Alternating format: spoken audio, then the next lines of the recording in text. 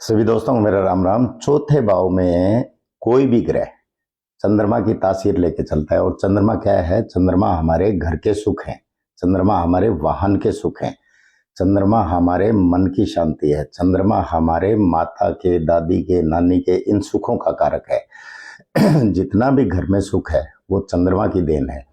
तो किसी भी ग्रह की वस्तु हम जल प्रवाह करते हैं तो वो चौथा भाव होता है, यानी चंद्रमा के हवाले करते हैं। और जो भी ग्रह वहां जाएगा, चाहे वो पापी हो, चाहे वो पुण्य हो, चाहे वो क्रूर हो, वो चंद्रमा की तासीर ले लेगा। यानी माता की गोद में, चाहे देव हो, चाहे दैत्य हो, चाहे राक्षस हो, कोई भी हो, वो अपनी माता की गोद में उससे स्नेह करेगा ही करेगा। बात करते हैं धनिये की। जिन लोगों का पेमेंट अटका होता है, वैसे तो राहु 4 का उपाय है ये, जिसमें 400 ग्राम साबुत सूखा धनिया जो है वो जल पर परवाह करने का बताया गया है।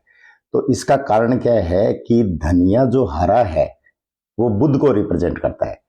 और जब उस पे जो गोल दाना होता है, जो साबुत धनिया सूखा होता है, वो बुध और राहु को रिप्रेजेंट करता है। और बुध और राहु जब मिलते हैं तो कहते हैं कि बृहस्पति का तासीर में बदल जाते हैं।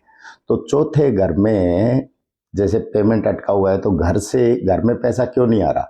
वो कारण यही है कि चंद्रमा को कोई ना कोई चीज ऐसी है जो रोक रही है। वैसे तो साबुत धनिया जो सूखा होता है वो मसाला है, तो वो राहु में आता है, लेकिन चूंकि वो गोल है और वो बुध और राहु दोनों का माना जाएगा। अब बुध और राहु को 400 ग्राम साबुत सूखा धनिया हम अगर जल परवाह कर देते हैं तो बुध और राहु मिलके बृहस्पति की तासीर लेते हैं।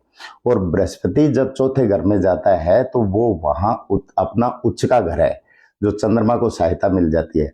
और जो गुरु और चंद्र जब मिलते हैं तो राहु के दुष्प्रभाव दूर हो जाते हैं, शनि के दुष्प्रभाव दूर हो जाते हैं और केतु के दुष्प्रभाव दूर हो जाते हैं। तो हमारा अटका हुआ धन जो है वो वापस आने लगता है।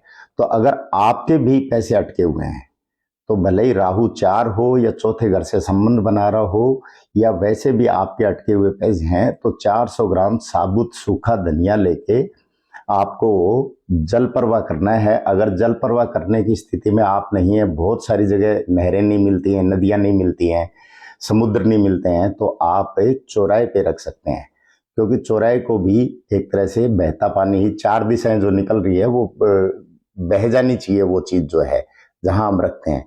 तो चारों दिशाओं में जो उसको उचित लगती है ग्रह को, वो उधर ही निकल जाता है, इसलिए उसका दुष्प्रभाव दूर हो जाता है। तो जिनके पास पानी की व्यवस्था है वो पानी में जल प्रवाह करें, लेकिन पानी चलता हुआ होना चाहिए, ठहरा हुआ पानी में ना करें, क्योंकि वो ठहरा हुआ चंद्रमा एक तरह से जहरीला पानी है। तो पानी चलता हुआ होना चाहिए। और चौराहा जो है वो कोई भी हो वहां चलेगा, 3 रास्ते हो वहां नहीं रखना है। बहुत बार कमेंट आ जाते हैं कि तिराए पे रख दे, जहां 3 रास्ते जाते हो वहां नहीं रखना है। चौरस्ता ही होना चाहिए, जहां 4 रास्ते जाते हो वहां रख सकते हैं या जल प्रवाह कर सकते हैं। और ये बुधवार के दिन करना है। और अगर ज्यादा दिक्कत है तो 7 बुधवार लगातार करें, तो आपका अटका हुआ धन जो है वो वापिस आना शुरू हो जाएगा।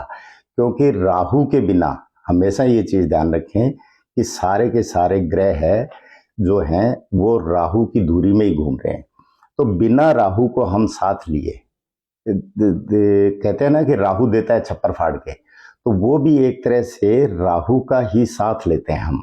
राहु को हम धर्मी बनाते हैं, राहु को हम चंद्रमा के साथ लगाते हैं, क्योंकि राहु का अपना कोई आकार नहीं है। राहु एक छाया है, जो जैसा चलेगा, आदमी होगा तो उसकी छाया बन जाएगा, जानवर होगा तो उसकी छाया बन जाएगा।